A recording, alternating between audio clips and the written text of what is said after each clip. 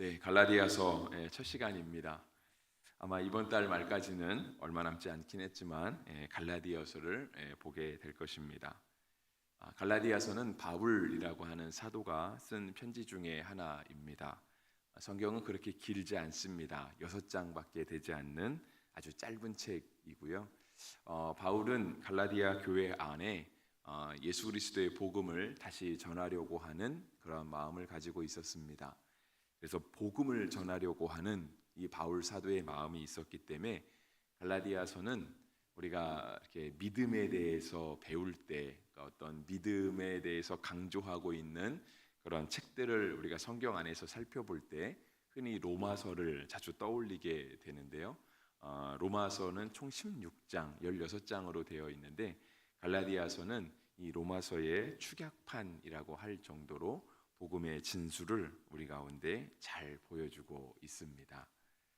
그런데 갈라디아서가 우리 가운데 이렇게 복음의 진수를 잘 보여주게 된 이유 중에 하나는 무엇이냐면 갈라디아 교회, 그러니까 갈라디아 교회는 정확하게 어느 곳인지를 이렇게 잘 알기는 어려운 면이 있습니다.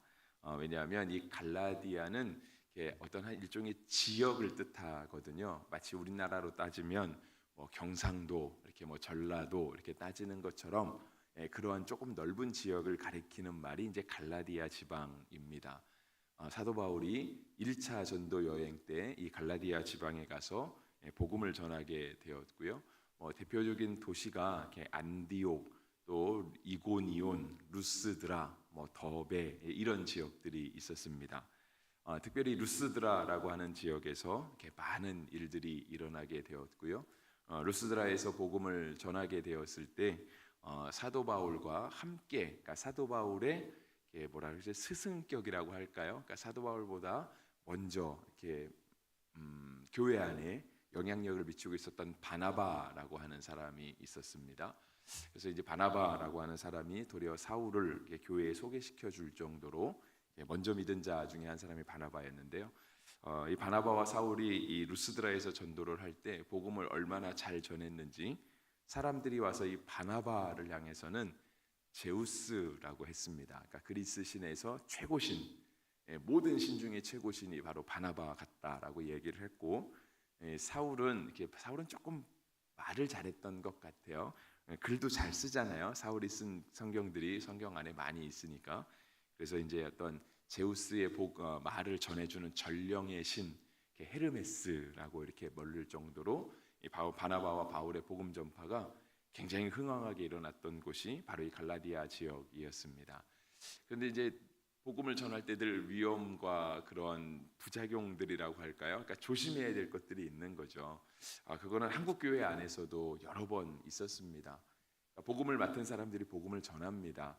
복음을 전할 때 이 복음 가운데 영광을 받아야 될 복음의 주인공은 바로 예수 그리스도이신데, 그리고 모든 또 목회 사역과 복음의 전파 사역들, 교회 사역들을 통해서 높임을 받으셔야 될 분이 삼위일체 하나님이신데, 실은 그렇지 못한 경우들이 종종 있습니다. 그래서 교회가 문제가 되는 경우들도 많이 있었죠. 마치 루스드라에서 복음을 전했을 때 바나바와 바울은 자신의 얘기를 한 게 아니고요, 예수님에 대한 이야기를 했습니다. 하나님은 어떻게 우리를 사랑하시는지, 그 사랑이 예수 그리스도를 통해서 어떻게 나타났는지에 대한 복음을 전했는데, 사람들은 눈에 보이는 바나바와 바울을 마치 제우스와 같고 헤르메스와 같은 신들이 우리에게 사람의 모습을 입고 온 것 같다라고 해서 그들에게 제사하려 하고 그들을 숭상하려고 했던 그런 모습을 보여줬던 것과 같습니다. 그래서 갈라디아 교회 안에는 복음이 뜨겁게 전파되기는 했지만 때때로 이 복음을 받아들이는 사람들이 복음을 이해하기 위해서 그런 어떤 신들의 모습으로 사람의 모습을 대체하는 그런 모습도 있었다라고 하는 거죠.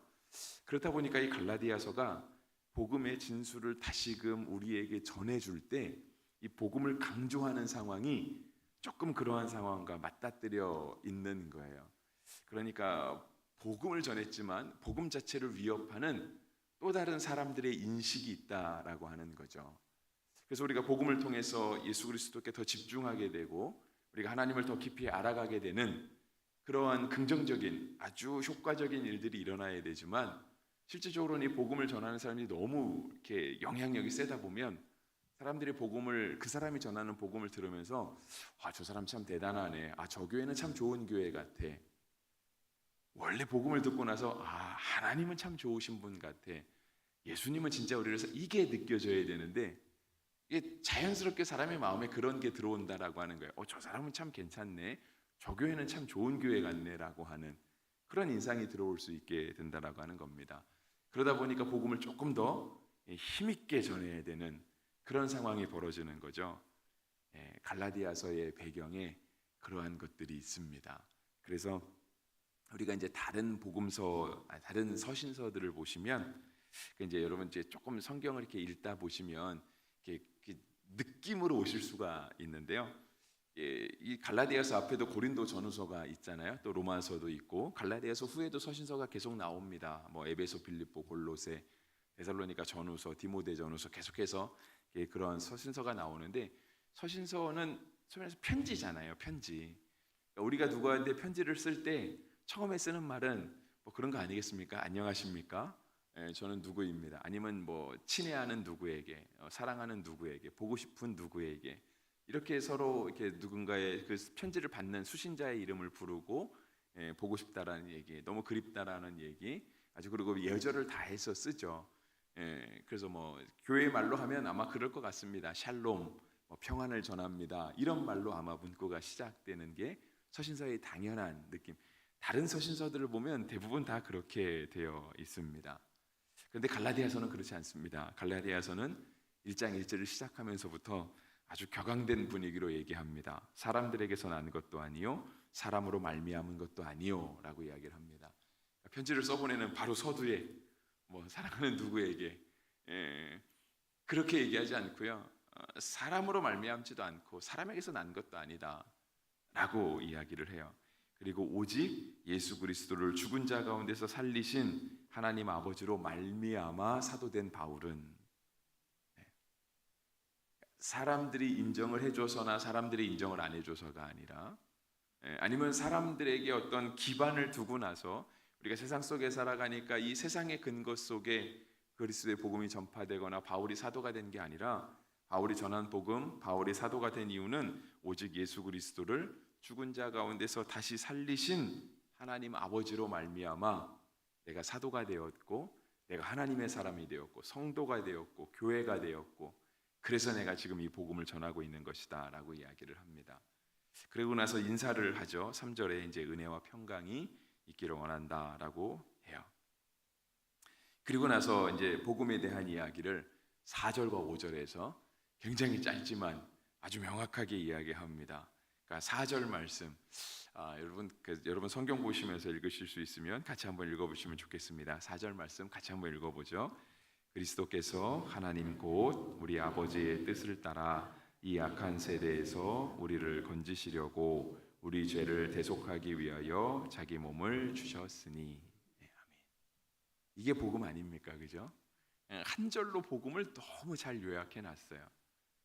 우리가 예수님 믿고 구원받잖아요. 근데 과연 예수님이 누구시냐?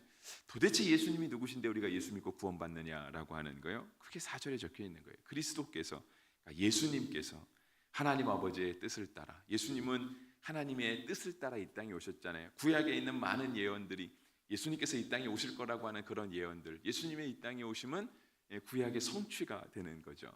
뜻을 따라 오셨다라고 얘기하고요. 그리고 우리를 악한 세대에서 건지셨다라고 얘기를 해요. 그렇죠. 죄 많은 세상에서 죄로 죽을 수밖에 없었던, 또 다른 표현은 죄로 이미 죽었었던 우리를 그리스도께서 다시 살리신 거잖아요. 그런데 그것이 우리에게 생명을 연장하기 위해서가 아니라 이 땅에서 너무 빨리 죽는 것 같으니까 조금 더 살아라가 아니라 우리의 육체적 생명을 연장하기 위해서 주님께서 이 땅에 오시지 않고 우리를 죄에서 구속하시기 위해서, 대속하시기 위해서 자기 몸을 주셔서 우리를 살려주셨다라고 하는 거예요. 그래서 우리에게 구원이 있는 거죠. 그래서 5절 영광이 그에게 세세토록 있을지어다. 모든 우리를 구원하신, 그래서 우리가 사람은 왜 살아갑니까? 라고 할 때 당신이 이 땅에 살아가는 목적이 무엇입니까? 구원받은 목적이 무엇입니까? 라고 할 때 우리가 너무 쉽게 대답하는 말 있잖아요. 우리는 하나님의 영광을 위해서 삽니다. 우리는 사나 죽으나 그리스도의 것입니다. 그렇게 자꾸 대답하는 이유가 복음이 그렇게 우리 가운데 가르치고 있기 때문에 그래요. 예수님으로 말미암아 구원받게 된 우리, 그런데 그 모든 영광이 누구에게 있어요? 그에게, 우리를 구원하신 예수님에게, 우리를 사랑하신 그 하나님께, 우리에게 역사하시는 성령님께 영광이 세세 무궁하도록 있다라고 하는 거예요. 이렇게 복음에 대한 이야기를 짧게 다시 설명하면서, 이 얘기는 계속해서 나올 겁니다. 복음을 풀어가는 사도 바울의 열정, 사도 바울의 설명들이요, 갈라디아서는 비록 6장밖에 되지 않지만 계속해서 조금 더 구체적인 방법을 통해서 나타나게 될 거예요. 근데 사도 바울이 굉장히 격앙된 분위기 속에서 이 갈라디아서를 썼다 그랬잖아요. 그 이유 중에 하나가 무엇이냐면 그들이 복음을 떠났다라고 하는 거예요. 아예 발을 뺐다는 아니고요. 교회 생활에서 아예 발을 끊었다. 아예 복음을 떠나서 다시 죄인의 삶으로, 구원받기 전보다 더 안 좋은 삶으로 돌아갔다, 그렇게 얘기하지 않습니다. 자꾸 복음을 왜곡하는 거예요. 그러니까 내가 발은 담고 있어요. 교회에 발은 담고 있습니다. 예수님을 믿는다고는 해요. 하지만 그 살아가는 모습이 그에 합당하지 않다라고 하는 거예요. 자꾸 무언가를 섞어가는 거죠. 그러니까 우리가 생각해 보시면 그럴 수 있어요. 우리가 시중에 가서 음료수를 사 먹을 때 이제 주스가 참 예를 들기가 좋은데, 그러니까 우리 어떤 과일 주스를 사 먹는다 해 보세요. 오렌지 주스를 샀어요. 시중에 가서 살면 오렌지 주스가 정말 여러 종류가 있습니다. 그 여러 종류가 브랜드가, 상표가 달라서 여러 종류가 있기도 하지만 자세히 보시면 오렌지의 과즙이 얼마나 들어갔냐에 따라서 오렌지 종류의 차이가 납니다. 조금 비싼 거는 오렌지만 100% 들어간 게 있고요. 어떤 거는 50% 들어간 것도 있고, 어떤 거는 그냥 오렌지 농축액 아니면 한 10%, 5%, 그래서 달달하고 오렌지만 많은 맛있는 그러한 오렌지 주스도 있습니다. 그런데 우리가 어디까지 오렌지 주스라고 불러야 될까요? 물론 오렌지의 과즙이 100% 들어간 건 그건 누가 봐도 오렌지 주스겠죠, 그죠? 근데 50% 들어가면 그건 오렌지 주스일까요, 아닐까요? 근데 우리가 슈퍼에 가서 사다 보면 그것도 오렌지 주스라고 적혀 있습니다. 심지어 오렌지 주스가 5%만 들어가도 오렌지 주스예요. 이게 조금 더 심한 게 있어요. 새벽에 꼭 이렇게 성경 외에 드릴 말씀은 아니지만, 여러분 나중에 슈퍼마켓 가서 우유를 한번 사보세요. 그러니까 하얀 우유 말고 딸기 우유, 초콜릿 우유, 바나나 우유, 그런 거 사보세요. 그 안에 딸기가 얼마나 들어간지 아십니까? 거의 한 0.1%? 그 정도밖에 안 들어가 있습니다. 나중에 한번 그 성분표를 한번 보세요. 제가 말하는 게 조금 과장이 있을 수 있지만 진짜로 거의 그렇습니다. 그런데 그 법대로 그렇대요. 근데 0.1%라도 딸기가 들어가면 그건 딸기 주스래요. 그런데 0.1%도 딸기가 안 들어가고 딸기 향이 들어가거나 딸기 맛을 내는 어떤 다른 화학 조미료가 들어가면 그건 딸기 우유라고 부를 수가 없대요. 근데 뭐라고 부르냐면 딸기 맛 우유 이렇게 부른다고 하더라고요. 물론 요즘 어떻게 바뀌는지 모르겠습니다만, 제가 이 말씀을 드리려고 하는 이유는 오늘 본문으로 다시 돌아와서 우리의 삶에 우리가 얼마나 복음에 젖어 있으면, 우리가 얼마나 이렇게 하나님 말씀에 합당하게 살면 우리가 그리스도인이 되고 성도가 되고 복음에 합당한 삶이 될까요? 물론 100% 따라간다라고 하면 그건 그저 더 부인할 필요가 없겠죠. 하지만 우리가 하나님의 말씀대로 복음대로 100%는 산다고 그 누구도 장담할 수 없잖아요. 그건 그 누구도 마찬가지. 심지어 예수님의 제자들도 예수님을 부인하기도 하고, 예수님 십자가에 못 박혀 돌아가실 때 제자들은요, 그 한 명도 그 현장에 없었어요. 다 도망갔거든요. 그러니까 예수님에게 함께 동고동락했던 예수님의 제자들조차도 실은 복음에 합당한 삶을 잘 살아내지 못했거든요. 물론 그들에게 성령이 임하시고 그들은 나중에 예수님을 위하여 순교하기까지 하나님 앞에 그렇게 헌신적이고 충성적인 사람으로 변화되었긴 했지만, 실제로 그들의 삶 전체가 다 하나님 앞에 100% 완벽했느냐? 그러지는 않았다라고 하는 거예요. 근데 우리가 100% 완벽한 삶을 살지 못한다고 해서 그럼 우리는 과연 얼마나 하나님 앞에 집중되고 정말 복음에 합당한 삶을 살아야 우리가 과연 복음에서 벗어나지 않고 정말 참된 그리스도인 이 땅을 살아간다고 말할 수 있을까? 그건 거죠. 바울은 1장에서 지금 그 얘기를 하고 있는 거예요. 그래서 바울이 사도로서 막 저주를 합니다. 그거 보면 적혀 있잖아요. 7절 다른 복음은 없나니라고 하면서 8절 끝에 뭐라고 가죠? 복음 외에 다른 것을 전하면 저주를 받을지어다. 9절에도 똑같이 얘기하죠. 다른 복음을 전하면 저주를 받을지어다. 바울이 정말 이 갈라디아 교회를 향해서 하고 싶은 말이 이거예요. 근데 갈라디아 교회는 아까도 말씀드렸지만 바울이 1차 선도 여행을 하면서 개척한 교회였거든요. 그러니까 교회를 개척했으니까 담임 목사님이라고 말할 수 있지 않겠습니까?